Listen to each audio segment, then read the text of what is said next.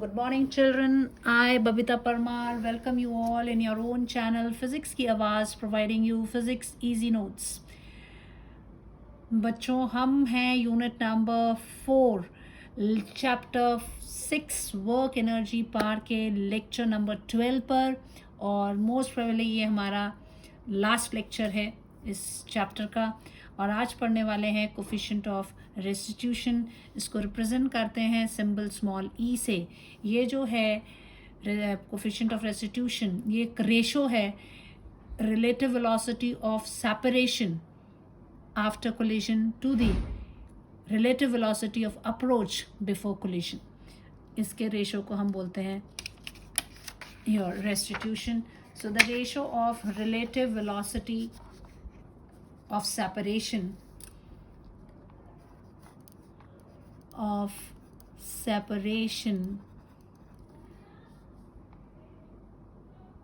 to the relative velocity relative velocity of separation after collision. Just a moment, दरवाज़ा बंद कर दो, आवाज़ आ रही है।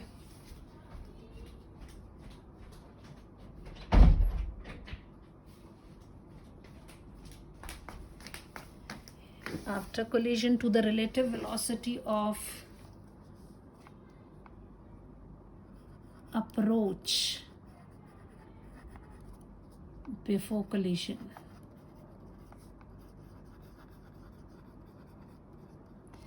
is called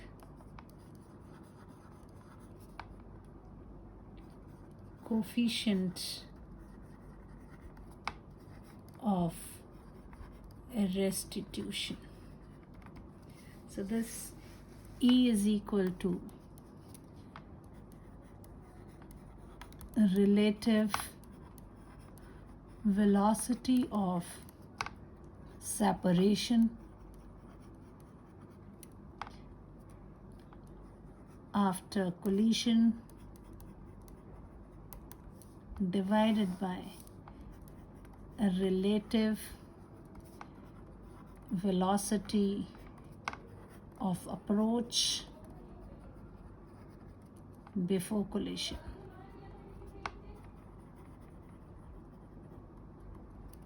So E is equal to separation of after collision की बात हो रही है, तो that was your V2 minus V1 velocities after collision divided by before collision it was U1 minus U2.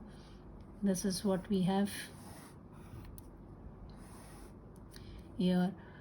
U1 U2 जो है initial velocities of bodies before collision, और इसमें एक और कंडीशन थी हमारी, that was U1 is greater than U2, तभी वो टकरा रहे हैं। And V1 and V2 final velocities of bodies after collision. Now for इसमें फर्स्ट चीज़ एक पॉइंट आपको ध्यान जो रखना है, that is for one dimensional elastic collision, one dimensional elastic collision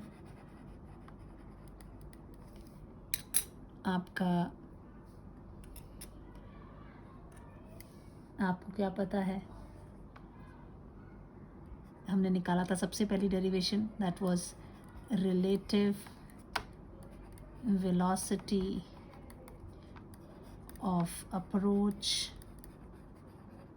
जो कि न्यूमेरिकल्स में भी यूज़ करते हैं, relative velocity of separation that is u1 minus u2 is equal to v2 minus v1. तो this implies अगर ये दोनों चीज़ें बराबर हैं E is equal to 1 for elastic collision. ठीक है. सेकेंड बात, for perfectly inelastic collision, इसमें क्या हो जाएगा, both bodies move with same speed as one body, therefore v1 is equal to v2, ये हो जाएगा, which implies u1 minus u2 is equal to 0, right? So दोनों चीज़ें v2 minus v2 minus v2 minus v1, क्योंकि दोनों equal हो गई तो दिस विल बी 0. ई की दिस इम्प्लाइज ई की वैल्यू कितनी हो जाएगी, 0. किसके लिए, फॉर परफेक्टली इनइलास्टिक कोलिशन के लिए. ठीक है. इसमें एक और तीसरी बात याद रखना, पार्शियली इनइलास्टिक अगर है, फॉर पार्शियली इनइलास्टिक इसकी वैल्यू इन दोनों के बीच में हो जाएगी. तो तीसरी बात जो आप याद रखेंगे, फॉर पार्शियली इनइलास्टिक कोलिशन, जो ई की वैल्यू है that is less than 1 but greater than 0, and E is a number, it has no unit. ये जो है आपका इट्स अ नंबर, उसकी कोई यूनिट नहीं है. यहीं पे चाहे स्टार बना के दे दे, it is a number and has no unit. ठीक है, ये नंबर है और इसकी कोई यूनिट नहीं है. So this is what we have for the coefficient of restitution. आप देखते हैं हम collision in 2 dimension क्या कहता है. So the next is that explain, ये इस क्वेश्चन के चांसेस बहुत कम होते हैं लेकिन कई बार दे भी देते हैं. यू कांट इग्नोर, क्योंकि है सिंपल सा ही है, इसमें बच्चे सारा वो पुराना वाला कर लेते हैं. अब ये क्वेश्चन भी कई बहुत रेयर आया है, बट आया है. मैं ऐसा नहीं कह सकती कि एचपी बोर्ड ने इस क्वेश्चन को दिया ही नहीं है, इग्नोर कर दिया टोटली. चांसेस बहुत रेयर होते हैं. So if they say that explain the collision in 2 dimension, question is explain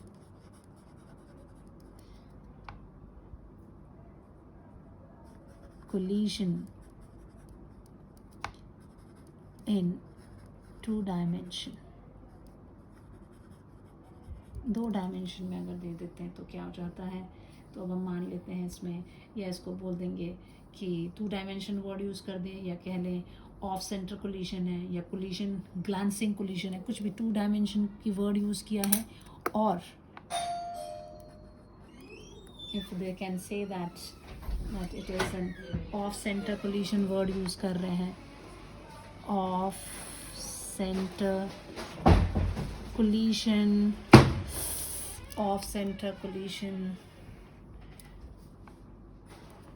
oblique, इसको कोलिशन एट डिस्टेंस भी क्या कहा जा सकता है, collision at distance word use कर दें, या फिर इसको बोल दें ग्लांसिंग कोलिशन.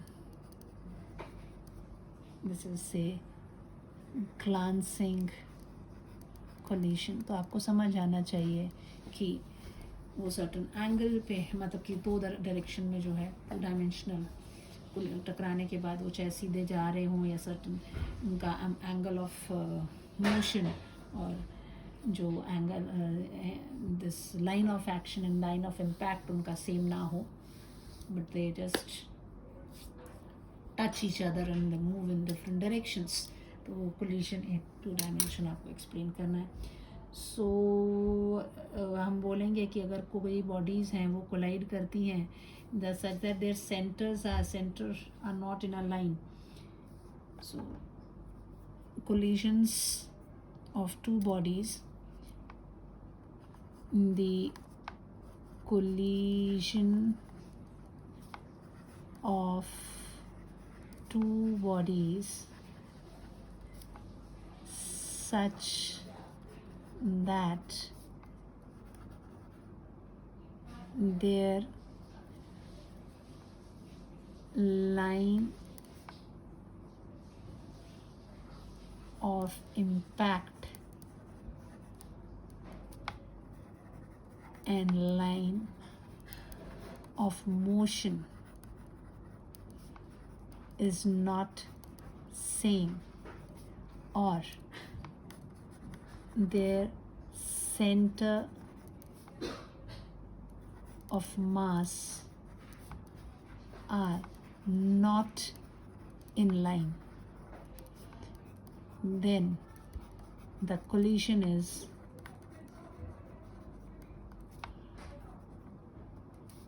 ये सारे कुछ भी of centre collision, collision at distance, glancing collision, क्योंकि कोलिजन ज़रूरी तो है नहीं कि वो एकदम ही आमने सामने हेड ऑन कोलिजन ही होता है।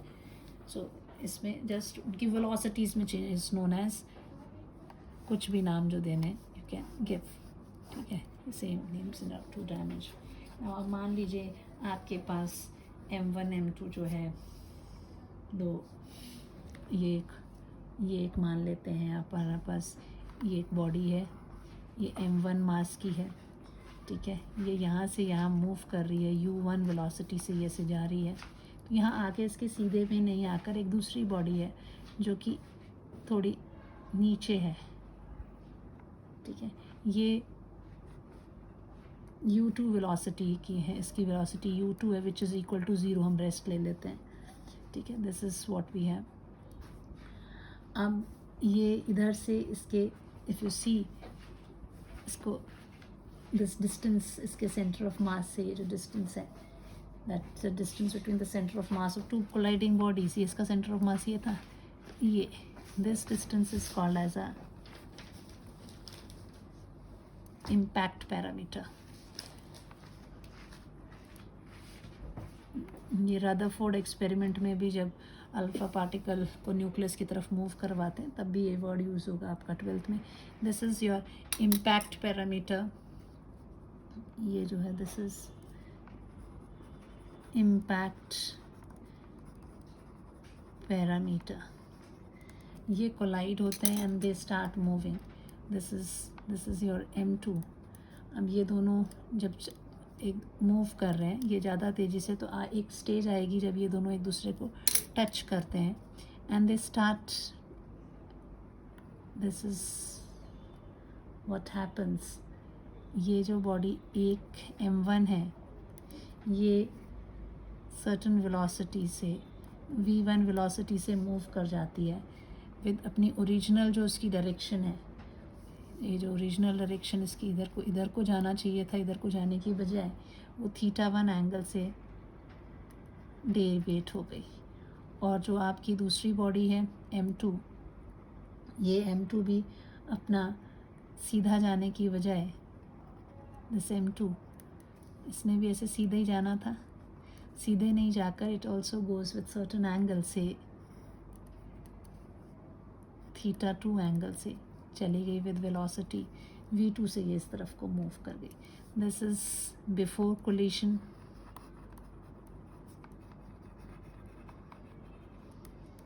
दिस इज़ आफ्टर कोलिशन,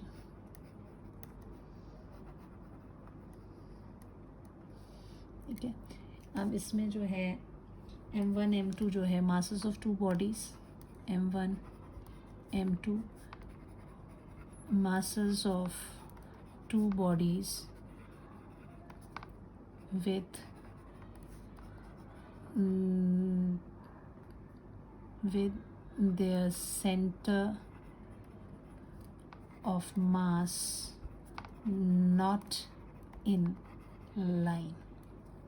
ठीक है, u1 initial velocity of m1, v1 v2 final velocity of m1 m2 after collision, before collision. Then here you have theta 1 and theta 2 is also there. So this is theta 1 is m1 making with its x-axis. So this theta 1 and theta 2 is this angle which your m2 is making. This is known as a deflecting angle or scattering angle. theta 1 को हम बोल सकते हैं deflecting angle और scattering angle. जो body move कर रही है, जिसने मूव करके हिट कोलिजन क्रिएट किया था, उसने अपनी जो डायरेक्शन दी है इधर, उसको कितने angles, that is angle made by m1 with respect to x-axis, and u1 initial velocity m1 before collision along x-axis थी, ये with respect to x-axis है. This is your theta 1 is the deflecting angle or scattering, and theta 2 जो है that is recoil, angle of recoil कह लो इसको, angle of recoil, that is angle at which the body at rest m2 moves with respect to x-axis. This is what we have. Now here if you see, कोई भी type की collision हो, ये 2 dimensional है, it can be elastic, inelastic, whatever it may be, तो momentum तो conserve ही है. So in all type of in all types of collision, linear momentum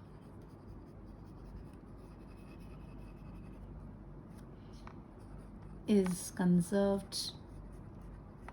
अब पंगा ये आ गया कि इसमें इसकी ये एक्स डायरेक्शन में भी है, वाई डायरेक्शन रिजॉल्व है, आपका सिलेबस से निकाला है. प्लीज़ एक चीज़ और ध्यान रखिए, अभी तक कुछ फाइनल नहीं है, इन्होंने बोला ज़रूर है, लेकिन फर्स्ट टर्म में भी आप लोगों ने देखा कि जो टर्म क्वेश्चंस इन्होंने निकाल दिए थे वो उसमें से भी क्वेश्चंस आए हुए थे. आप सो बी वेरी, अभी आप ये सभी चीज़ें पढ़ेंगे. अगर रेजोल्यूशन ऑफ वेक्टर इन्होंने हटा दिया, उसके बिना तो हम यहाँ बता ही नहीं सकते कि रिजॉल्व करेंगे कंपोनेंट्स कैसे होते हैं.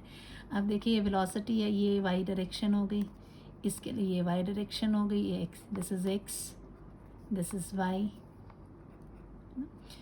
सो नीचे की तरफ को हम वाई डैश मान लेते हैं. तो अब इसको रिजॉल्व करेंगे तो इस तरफ v1 का जो कंपोनेंट होगा वो कितना होगा, ये बेस की तरह एक्ट कर रहा है, बेस में कॉस थीटा आता है, this will B v1 cos theta इस तरफ होगा. उसी तरह ये इस v2 की बात करेंगे तो इस तरफ पे एंगल थीटा 2 बना रहा है, this will B v2 cos theta 2, ये थीटा 1 है. इसके परपेंडिकुलर डायरेक्शन में this will B v2 sine theta 2, ये परपेंडिकुलर है तो this will B v1 sine theta 1. तो अब जो हम इसमें बोल रहे हैं कि लॉ ऑफ कंजर्वेशन, ये क्लियर हो गया बच्चे. ये वेक्टर था, इसको रिजॉल्व किया दो कंपोनेंट्स में, जिसके ऊपर वो एंगल बनता है उसको बेस बोलते हैं, बेस के साथ कॉस आता है, इसीलिए v1 कॉस थीटा 1 हो गया. उसी तरह ये v2 का इस पे एंगल बन रहा था इस साइड के ऊपर, तो ये v2 कॉस थीटा 2 हो गया, और जो परपेंडिकुलर उसमें साइन चला जाता है. So this is what we have. अब इधर पे इन्होंने कहा कि कंजर्वेशन ऑफ लीनियर मोमेंटम है, तो इसमें हम देखेंगे along X axis, along Y axis. ठीक है. सो पहले इसमें दो चीज़ें आएंगी, लीनियर मोमेंटम इज़ कंजर्व, तो इसमें पहली बात आएगी that is linear momentum of system along y axis initial is equal to final linear momentum of the system along y axis. तो y axis पे तो देखो आपको जो पहले जा ही नहीं रहा था, the motion was along x direction, तो ये तो हो गया ज़ीरो इनिशियली.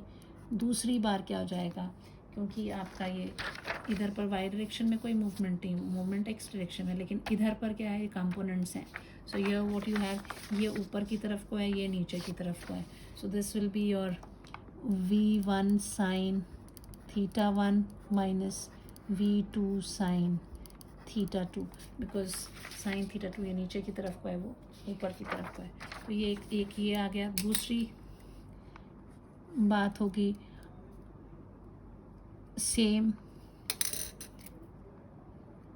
लिख लो चाहे आप लिख ले, linear momentum is conserved along x-axis. तो क्या था initial, it was m1 u1 plus m2 u2 was zero is equal to, बाद में कितना हो गया m1, अगर x डायरेक्शन की बात करेंगे तो m1 v1 cos थीटा 1 आएगा, v1 cos theta 1 plus m2 v2 cos theta 2. This is what we have. ठीक है, सो यहाँ पर इसको सॉल्व करते हैं तो ये हमारी इक्वेशन आती है. यहाँ पर तो चलो आपको ये मिल जाएगा कि v1 sine theta 1 is equal to v2 sine theta 2. एक चीज़ ये आ गई आपकी. ठीक है, यहाँ से आपको जो इक्वेशन मिल रही है that is m1 u1 is equal to m1 v1 cos theta 1 plus m2 v2 cos theta 2. एक ये इक्वेशन मिल रही है हमें, राइट. अब अगर परफेक्टली इलास्टिक कोलिशन है तो काइनेटिक एनर्जी जो होगी वो तो इलास्टिक में कंजर्व्ड ही होती है. सो अगर case is of elastic collision, अगर यहाँ पर हम इसको इलास्टिक कोलिशन ले लेते हैं, so kinetic energy is also kinetic energy will be conserved. So kinetic energy before collision and after. Kinetic energy initial is equal to kinetic energy final जो है आपकी बराबर आएगी दिस. यहाँ पर हो जाएगा आपका half m1 u1 square is equal to half m1 v1 square plus half m2 v2 square. So ये तो आप जो भी कंपोनेंट है उसको रिजॉल्व, ये तो वेक्टर क्वांटिटी नहीं है, इट्स अ स्केलर क्वांटिटी. जो भी वेलोसिटी है उसका स्क्वायर लिया हुआ फाइनल है. यहाँ तो डायरेक्टली हम इसको कर देंगे. आप यहाँ पर देखो हमारे पास आ गई ये तीन इक्वेशंस. यहाँ इसको और सिंपल कर दें तो हम यहाँ आ जाएगा m1 u1 square is equal to m1 v1 square plus m2 v2 square, right. ये तीन इक्वेशंस आ गई और हमारे पास वेरिएबल्स कितने हैं, v1 v2 थीटा 1 थीटा 2, चार वेरिएबल्स हैं. सो यहाँ पे m1 m2 तो हमें मासेस नोन है, u1 भी हम मान लेते हैं कि इसमें m1 m2 u1 they are known है ना. लेकिन v1 v2 थीटा 1 थीटा 2 ये 4 अननोन क्वांटिटीज़ है. 4 unknown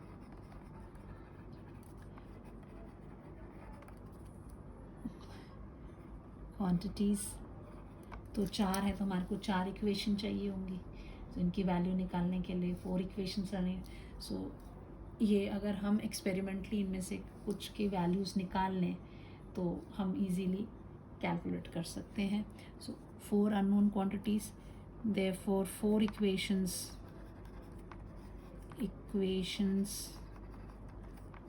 are required. Hence, if experimentally value of theta 1 and theta 2 are measured, we can find the value of v1 and v2।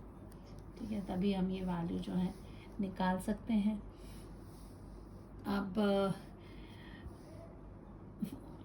ये this is what we have, इस question में इतना ही करेंगे। अब next है कि आपको ये बताना है कि अगर कोई दो बॉडीज़ हैं जिनके मासेस अगर इक्वल हैं और वो लोग जा रहे हैं ग्लांस इलास्टिक कोलिशन के अंडर, तो जब वो जाएंगे तो सर्टन एंगल पे मूव करते हैं तो they move perpendicular to each other. ये आप क्वेश्चन इस तरह से भी घुमा के दिया जा सकता है, that show that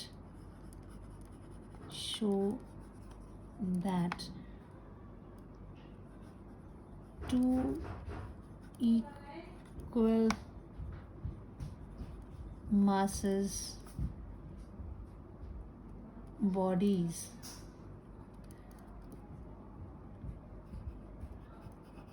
undergoing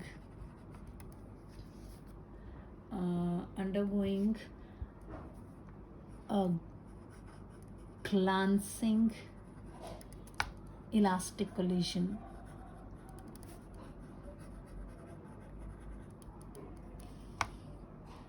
with one of them at rest moves at a right angle to each other।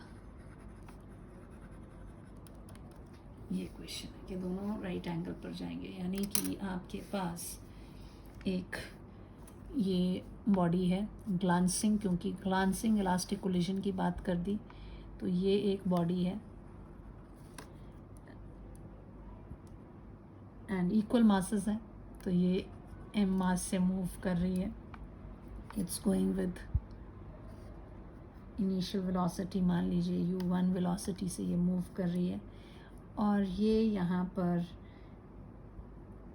एक बॉडी है दूसरे से कोलाइड करती है।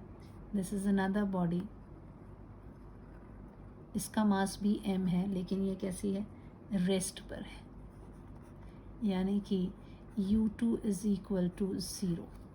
तो डेफिनेटली ये लोग, इसमें से जो एक बॉडी है, this will move with some velocity here, v1 velocity से चली जाएगी, और ये दूसरी वाली जो है, ये if this is a, this is b, a इधर को चली गई और b जो है ये ऐसे चली गई ओब्लिक कोलिशन पे b। आपसे बोला है कि ये दोनों आपस में जो है म्यूचुअली परपेंडिकुलर हैं, राइट एंगल पर ये मूव करेंगे, इनके बीच का जो एंगल है that is equal to 90 degree. So what will do is let a और b जो हैं, two balls of equal mass से m, ठीक है। u1 initial velocity of ball A,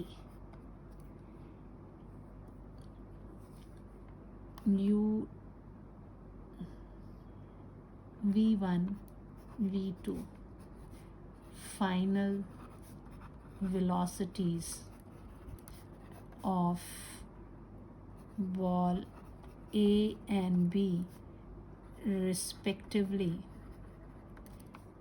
after कौन सा वाला, glancing elastic collision इसमें, ठीक है. अब after this collision we have, now they have said you that theta ले लेते हैं, angle between V1 and V2 vectors के बीच का एंगल है. V1 और V2 जो है, this is theta angle is they are making here.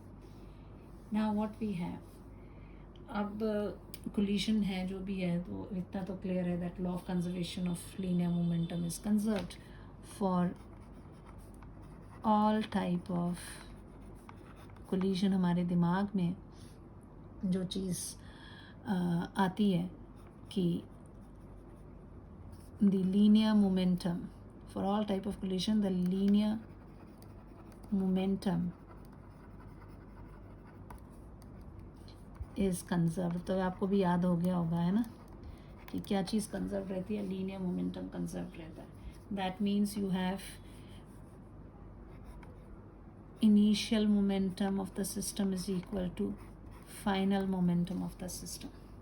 So initial momentum क्या था, that was m u1 plus m u2 कितना था, 0 था, is equal to final, that was, if you see the vector form में हमने अगर इसको लिखें, so I can write this as in vector form like this. ये हो जाएगा आपका m v1 vector plus m v2 vector, like this I can write. So सबके पास mm है, mm कट जाएगा, you have u1 vector is equal to v1 vector plus v2 vector. This is what we have. Now अब अगर इसमें अब ये तो चीज़ें आ गई हैं आपकी, v1 vector and v2 vector you are having. ये collision इलास्टिक अगर हम कंसिडर कर रहे हैं, देन हम यहाँ पर लगाएंगे अपना लॉ ऑफ कंजर्वेशन ऑफ, बाकी तो हमें कुछ भी नहीं पता है कि एक्स डायरेक्शन से वो कितना एंगल बना रहा है, क्या नहीं बना रहा है. तो हमारे दिमाग में है कि काइनेटिक एनर्जी, ये तो चलो एक चीज़, एक हमें बात पता लगी कि this is what we have, ठीक है, एक चीज़ हमें पता लग गई. Now for elastic collision kinetic energy is also conserved.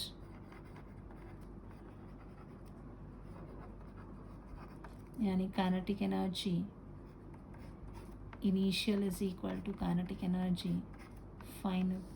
So kinetic energy initial कितनी हो जाएगी, half m u1 square plus half m 0 का square is equal to half m v1 का square plus half m v2 का square. तो यहाँ से हमारे पास जो वैल्यू आ रही है दैट इज़ हाफ सबका कट जाएगा, m सबका कट जाएगा, तो आप क्या बचता है आपके पास, you are left with u1 square, ठीक है, this u1 square is equal to, ये तो काइनेटिक एनर्जी है, so we are not taking to vector form, v1 this is equal to कितना हो जाएगा आपकी इक्वेशन काइनेटिक एनर्जी में आ जाएगी, this is v1 square plus v2 square. ये हमारी एक इक्वेशन आ रही है, ये सेकेंड है. अब ये दो इक्वेशन को यूज़ करना है. पहली इक्वेशन कह रही है v1 u1 is equal to v1 plus v2, और दूसरी इक्वेशन कह रही है कि ये u1 का square is equal to u2 का स्क्वायर प्लस v1 का स्क्वायर प्लस v2 का स्क्वायर, है ना. एक जैसी इक्वेशन है ये, देखो दोनों को. अब इनको यूज़ करना है, कैसे यूज़ करें. अब हमारे पास इसको देखकर आइडिया आता है कि हमारे पास यहाँ पर क्या है, ये u1 स्क्वायर आ रहा है, ठीक है. तो किसी तरह हम u1 स्क्वायर की वैल्यू निकाल लेते हैं कि क्या आ रही है। देखें कि u1 square is equal to how much, u1 की वैल्यू इतनी आती है। तो u स्क्वायर जब करते हो, u1 स्क्वायर यहाँ पे देखो वेक्टर फॉर्म में नहीं है ना, we know that u1 square this is equal to u1 vector dot u1 vector, लिख सकते हैं ऐसे, क्योंकि अगर आप देखो vector a dot vector b दोनों के बीच का जो एंगल है वो 0 डिग्री है। सो दिस इज, ये कहाँ से मैंने लिया, क्यों लिया ये देखो, अगर इसको मैं करती हूँ u1 vector dot u1 vector, तो this can be written as what, magnitude of u1, magnitude of u1 cos 0 degree, magnitude is simple u1 which is equal to u1 square. So u1 square can be written as this way. Now u1 square is this, और u1 की value कितनी जो आई हुई है आपकी, u1 की value हमें पता है कि u1 is equal to what, u1 is equal to ये वाला प्लस ये वाला vector. So this is u1 can be written, u1 का स्क्वायर जो है that can be written as like this. This can be from equation number 1. I can write this as v1 plus v2 vector का dot product with v1 plus v2 vector, कहाँ से हमने ले लिया, from 1, ठीक है।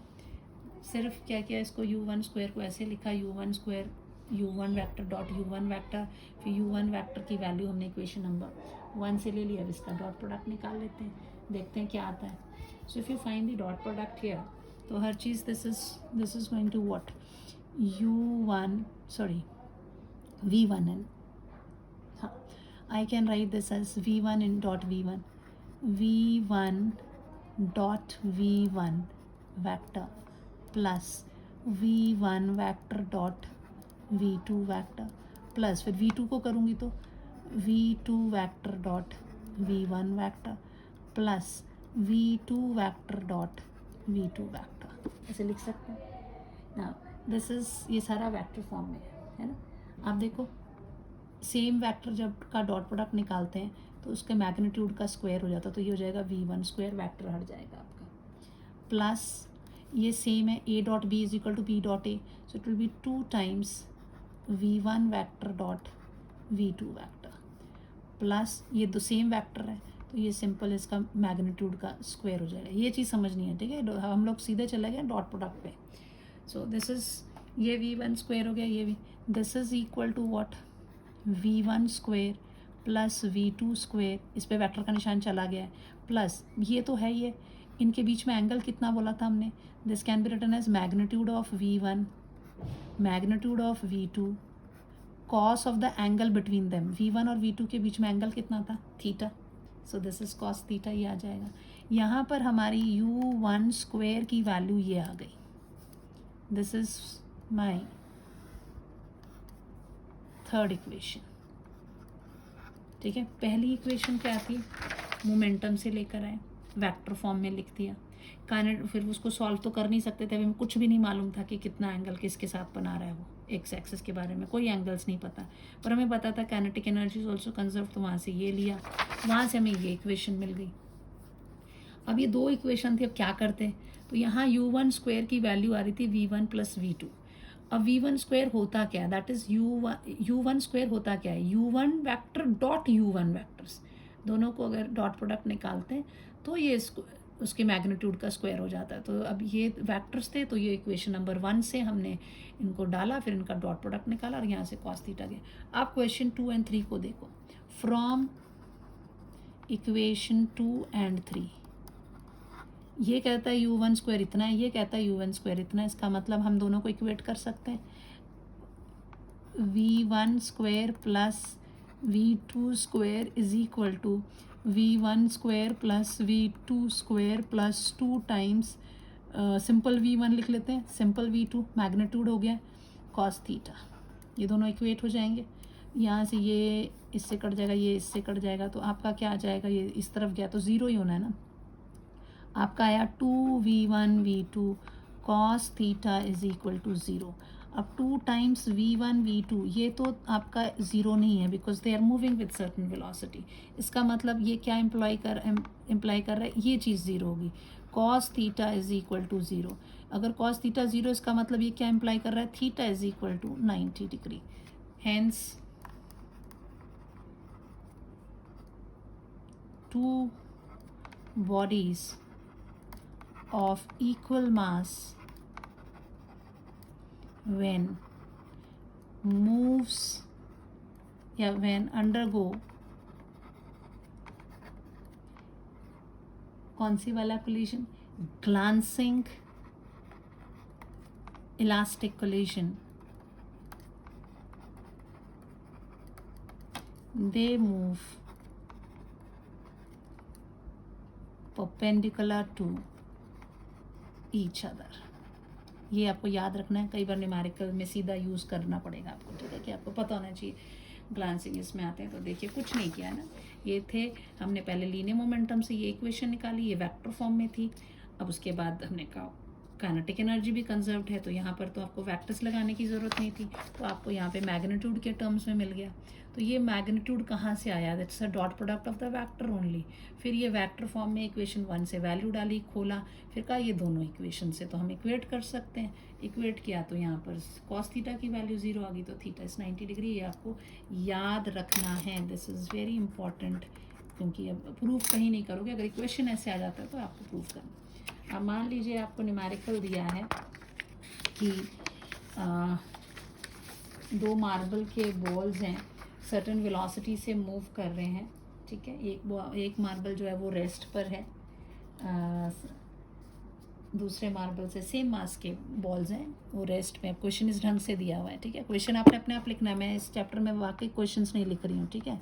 ये एक आपका एक कंचा ये है, ये कंचा दूसरा है, ठीक है. और दोनों के मासेस क्या दिए हुए हैं, ये m मास का है, ये भी m मास का है, और ये रेस्ट पर है आपका, दिस इज़ एट रेस्ट.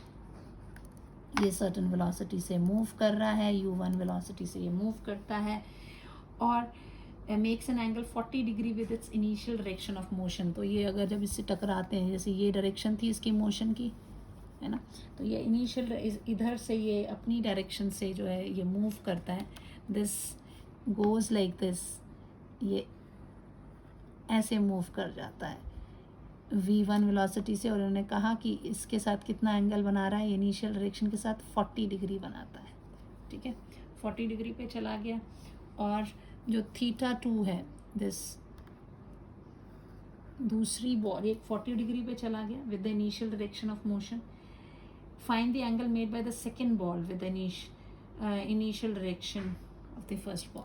ये फर्स्ट बॉल की इनिशियल डायरेक्शन है, आपसे पूछा है कि ये कितनी डायरेक्शन में v2 जो है ये कितना एंगल बनाएगा, दिस थीटा 2 आपसे पूछा हुआ है.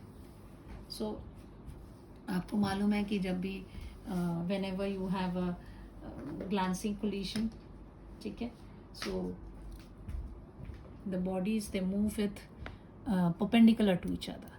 सो राइट ऑन, यहाँ कैसा हो रहा है, as m1 is equal to m2 is equal to m, ठीक है. m2 is at rest and it is a case where equal masses bodies with one body at rest is undergoing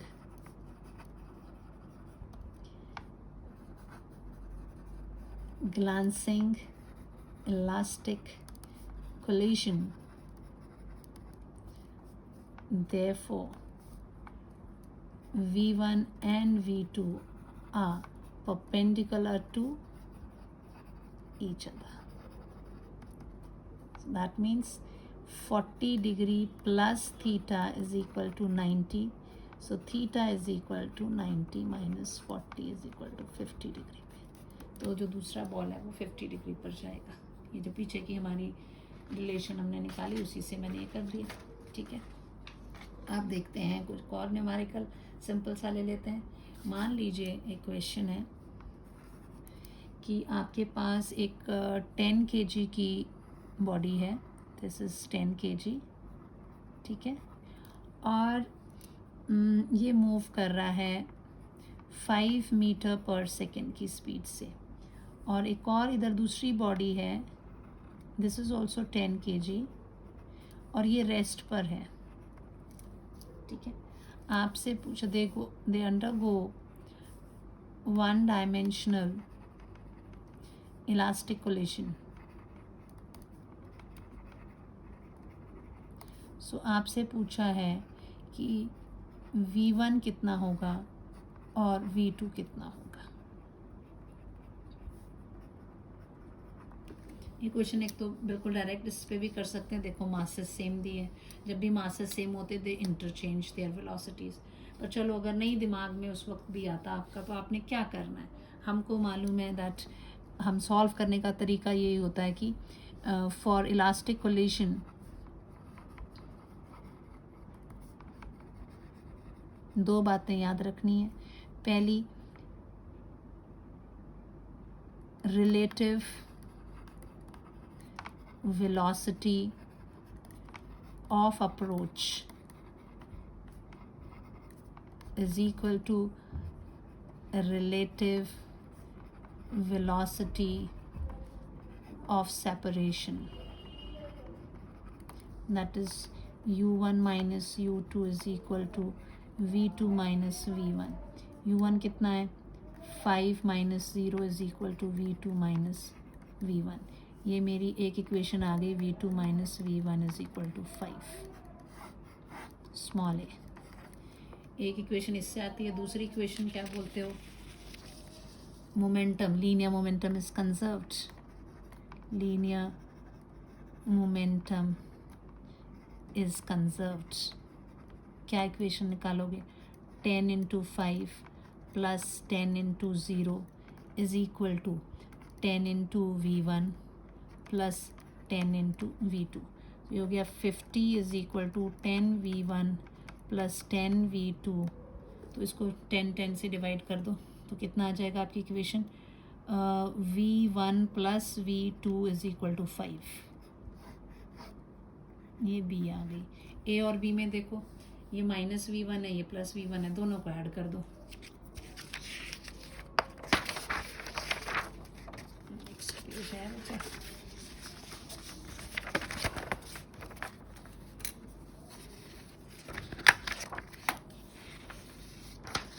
ये equation लेके चलनी है हमने। So adding A and B,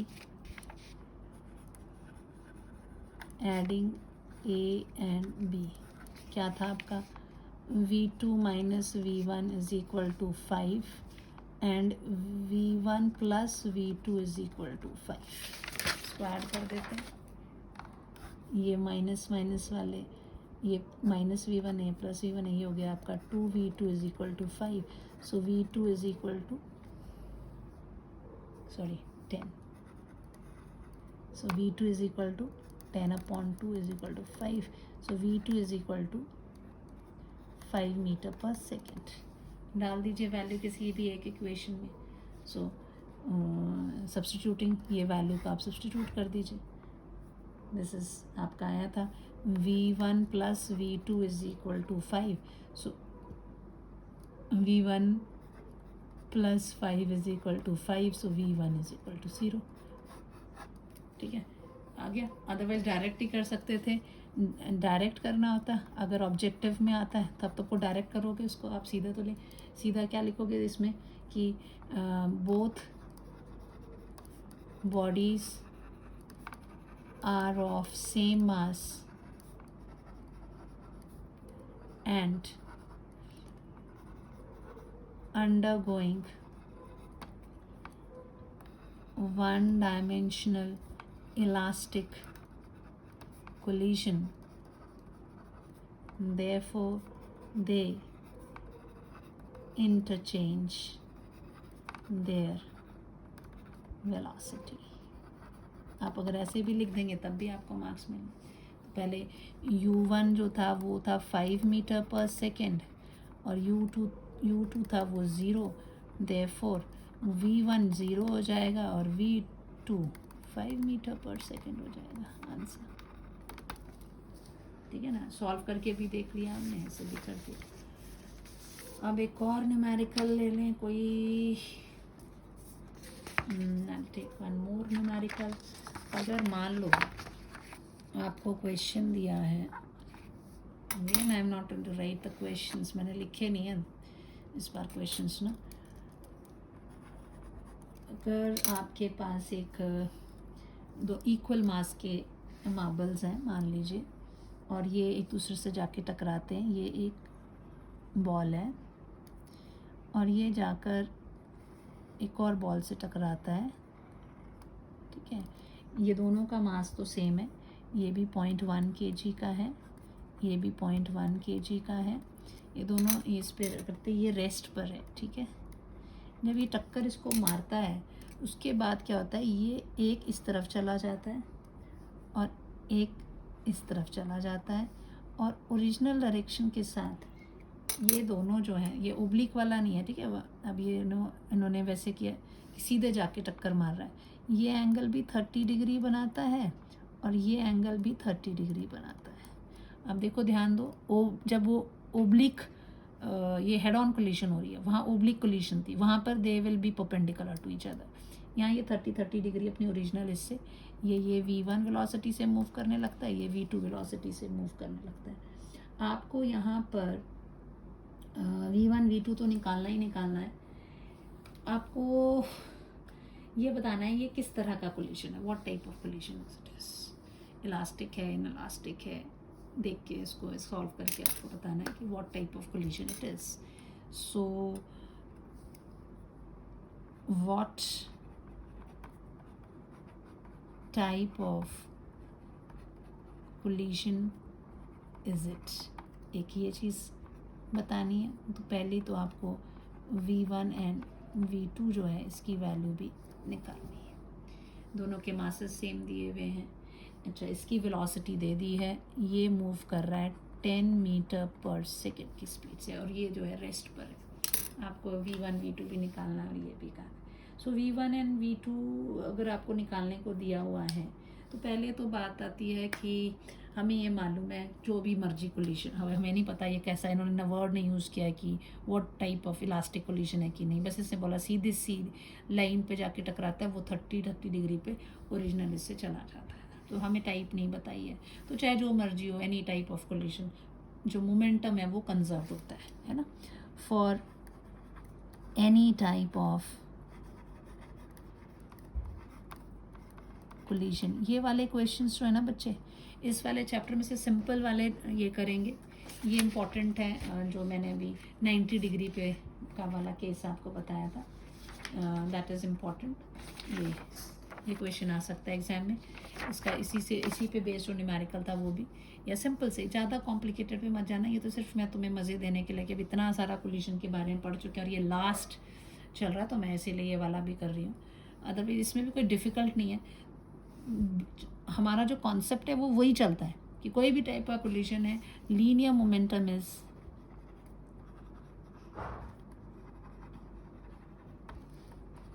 conserved, है ना, ये कंजर्व्ड रहेगा, ये any type of collision linear. अब ये क्योंकि एंगल पे जा रहा है तो डेफिनेटली आप इसके फिर कंपोनेंट्स निकालोगे, इस तरफ को करोगे तो यहाँ पर आपका आएगा v1 cos 30 डिग्री, है ना, क्योंकि ये बेस का काम कर रहा है, ये परपेंडिकुलर का काम कर रहा है, तो ये हो जाएगा v1 sin 30 डिग्री। उसी तरह v2 का हो जाएगा, तो ये इसके साथ एंगल बना रहा है, तो यहाँ v2 cos 30 डिग्री, और इस तरफ हो जाएगा v2 sin 30 डिग्री। तो कंजर्व्ड है तो इन x डायरेक्शन भी होगा और y डायरेक्शन भी होएगा, 2 डायमेंशनल है। सो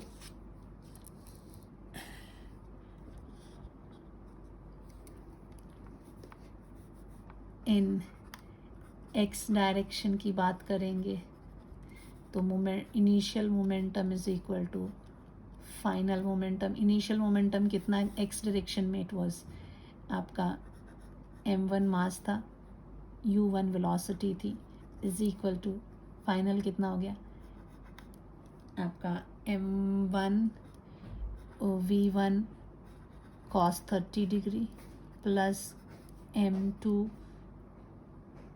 v2 cos 30 डिग्री। ठीक है, आपको दिया हुआ है m1 is equal to m2 is equal to m, तो सब जगह से तो वो कट जाएगा, right. So u1 will be equal to, u1 भी दिया हुआ है, this is one thing given, u1 दिया हुआ है 10, तो आपकी यहाँ जो इक्वेशन आएगी that will be your equal to v u1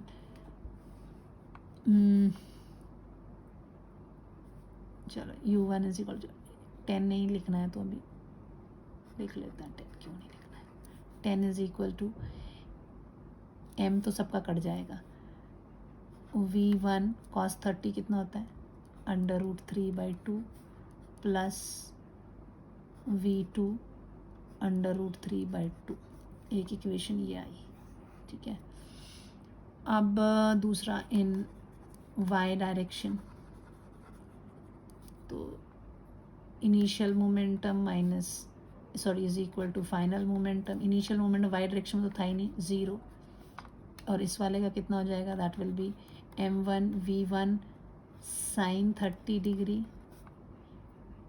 minus, क्योंकि नीचे की तरफ को है, m2 v2 sine 30 degree, so this will be your m1 v1 sine 30 is equal to m2 v2 sine 30, sine 30 cut जाएगा, m1 और m2 cut जाएगा, तो क्या आया v1 is equal to v2 से इज इक्वल टू v, यानी दोनों की वेलोसिटी सेम है।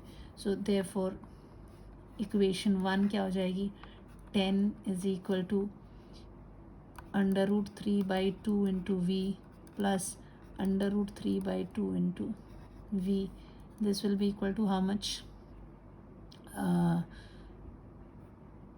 2 टाइम्स √3/2 v, 2 से 2 कट गया, so v is equal to आ गया आपका 10/√3, राइट, 10/√3, यानी कि आप इसको चाहे इंटू √3/√3 करोगे तो कितना हो जाएगा 10√3/3, सो 10 इंटू 1 पॉइंट कितना होता है 73, 2 डिवाइडेड बाय 3, सो इसकी वैल्यू आप देख लेना कितनी आएगी, दैट्स v। ठीक है, this is what you have, ये वैल्यू अपने आप देख लेना कैलकुलेट करके, सेम वेलोसिटी होगी और इतनी वेलोसिटी आएगी। लेकिन अब आपको क्या बोला है कि v1 v2 क्योंकि सेम ही है तो दिस इज़ द वैल्यू, मुझे किस तरह का है, तो आपको जब ये पता लगाना है किस तरह, अगर दोनों काइनेटिक एनर्जी इनिशियल और काइनेटिक फाइनल अगर एक आ गई तो इलास्टिक हो जाएगा, अगर एक नहीं आई तो इनइलास्टिक हो जाएगा। So kinetic energy initial will be equal to what, half m1 u1 square plus half m2 u2 square होगा, this will be equal to half, mass कितना दिया हुआ है इसका, मास इसके बाद 0.1 kg और वेलोसिटी कितनी दी है 10 मीटर पर सेकेंड स्क्वायर, सो 10 इंटू 10 10 स्क्वायर 100, ये तो प्लस 0 ही है, दिस इज इक्वल टू कितना हो जाएगा 10/2 है ना, 10/2, this is equal to 5 joule, ये आ गई इनिशियल काइनेटिक एनर्जी। अब देखते हैं final kinetic energy, kinetic energy final that will be equal to half m1 v1 square plus half m2 v2 square, दोनों का हाफ तो है ही है, दोनों का मास भी बाहर निकाल लेते हैं, v1 square plus v2 square वो भी सेम ही है, so it is half into m into ये हो जाएगा 2 टाइम्स v का स्क्वायर है ना, 2 से 2 कट जाएगा, this will be mv square, mass कितना दिया हुआ है 0.1, वेलोसिटी हमारी जो यहाँ पर आई थी वैल्यू कितनी थी 10/√3, मैं इसी को लेती हूँ, ठीक है, 10/√3 का square, so this is 100 1/3 into 0.1 है, आई कैन राइट 1/10, यहाँ से ये कट गया, 10/3 तो कितना हो जाएगा, 3 3 9.33 मीटर पर, सॉरी 0.33 जूल। अब देखो final kinetic energy final is less than kinetic energy initial, therefore कौन सा कोलिजन है, इन इलास्टिक कोलिजन। ठीक है, वेलोसिटीज़ के लिए तो हमने हमेशा ही लीनियर मोमेंटम का इस्तेमाल किया है। So with this unit is over, so keep enjoying physics, revise करिए पूरा। Thank you, have a nice day.